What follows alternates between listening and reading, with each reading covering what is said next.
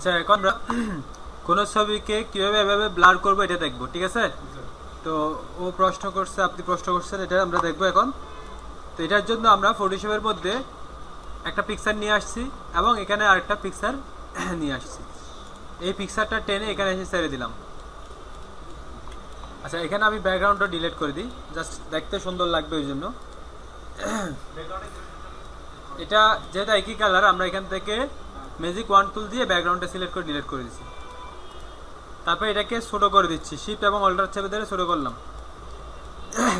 আমি এইভাবে বাঁকা করে সিলেক্ট করব, মানে এদিক থেকে ঝাপসা করে দিব।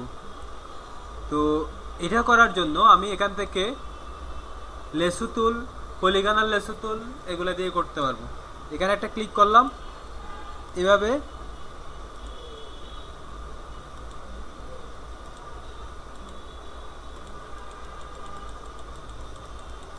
এটাকে সিলেক্ট করে দিলাম বাঁকা করে। এরপরে রাইট বাটন ক্লিক করলাম, রাইট বাটন ক্লিক করে ফেদারে ক্লিক করলাম।